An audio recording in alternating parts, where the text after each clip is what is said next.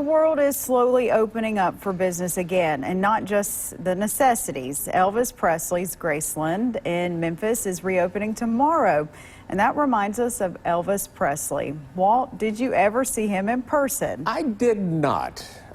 It's not that he didn't come to Jackson. I just was too cheap to buy the tickets, I guess. But I've talked to a lot of people who knew him, especially people who knew him back when he was a kid in Tupelo. Matter of fact, I got a couple of cousins who went to school with him, and they remember him as singing in assembly. And I also met the man who sold him his first guitar at Tupelo Hardware.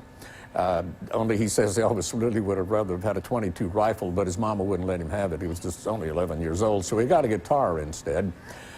Some of his childhood friends have told me that he was just another kid. There was no indications of who he would become later, and who he became later is probably incalculable. I don't think it's an exaggeration to say that Elvis Presley is the most influential person to ever come from Mississippi. We've had a lot of Mississippians who've left their mark on the world, but Elvis changed the world. Now, when Elvis came along, all of us boys, we wanted to learn how to play guitar and grow out our crew cuts. And I had a tough time trying to grow sideburns in second grade, too. He filled a void in music at just the right time. And then later on, of course, a lot of people wanted to get in on that. John Lennon said that there would have been no Beatles had there been no Elvis. And had there been no Beatles, well, you kind of imagine who else there would have never been. The overriding legacy of Elvis is he was a poor kid who grew up to take the entertainment world by storm.